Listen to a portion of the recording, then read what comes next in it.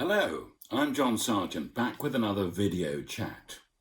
An old joke about politicians, a joke which I don't approve of, goes like this. How can you tell when a politician is lying? When you see their lips moving. After years at Westminster, getting to know the people who practice politics, I thought it was rather a cheap jibe. But watching politicians on television, from the comfort of my sofa as they grapple with the present crisis, I think maybe a variant of that joke might just hit the bullseye. How can you tell when a politician is confused? When they're talking about the coronavirus. As a BBC political correspondent, I was often asked for a brief analysis or explanation summing up a complicated story. The American media have a jargon word to describe this, a thumbsucker, sucking your thumb while you try to fathom out what's really going on. We called our attempts a WDIAM, from the letters WDIAM. What does it all mean? This was all right when you could describe a logical development from one phase to another, a point of view turning into a coherent policy. Politicians crave to implement this sort of strategy.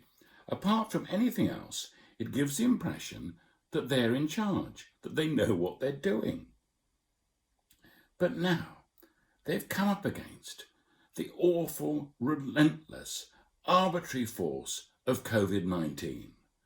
Don't be surprised if our leaders appear confused. They are. Successful politicians are very careful not to lie, because they might be found out. For them, it can make much more sense not to answer a question or to try to change the subject. The Health Secretary, Matt Hancock, spent weeks at televised briefings avoiding being specific about the availability of personal protective equipment. The worldwide market for these products was in turmoil. There was no point in suggesting we should all wear masks if supplies in Britain would quickly run out. Shouting out detailed instructions to the public which might not be obeyed has also been a major concern. Sitting on my sofa hearing people call for clarity and consistency often makes me smile in a grim way. When the politicians claim only to be following the science, I give another thin smile. I think it's sometimes better, for commentators at least, not to try to follow the science, but to follow the history.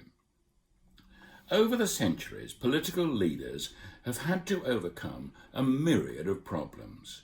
Fighting battles is only one aspect of their trade.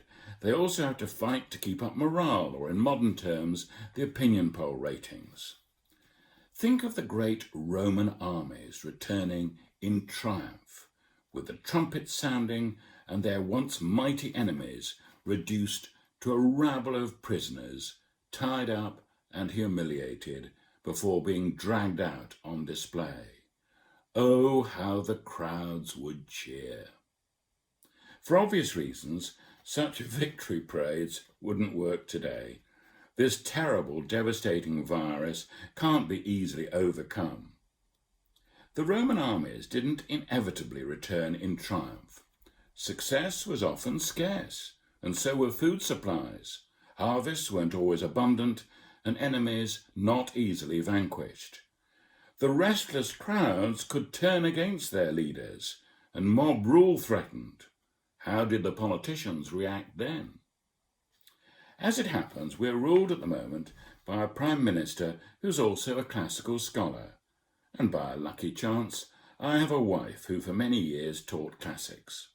Both of them, in their own way, have contributed to the following attempt at a WDIAM. The clue as to what does it all mean lies in the simple Latin tag panem et circenses, made famous by the Roman poet Juvenal, who was born in the 1st century AD. He described how unpopular politicians behave when there's a danger of things getting out of hand.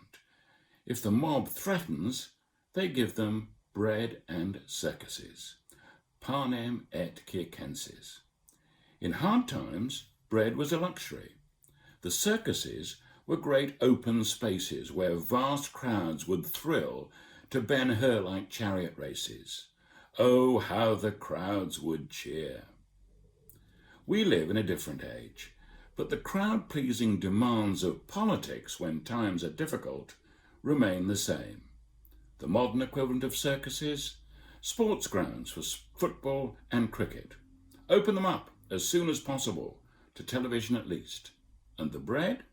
The Chancellor Rishi Sunak says we may sometimes pay up to half price less in restaurants during the August holiday month. The Treasury will pay the rest. Bread indeed. And Boris, as we know, has read the wisdom of the ancients. It was not part of my brief at the BBC to keep up people's morale, but in these short video chats I've always tried to be cheerful. I do hope you enjoy the panem et circenses. Cheerio.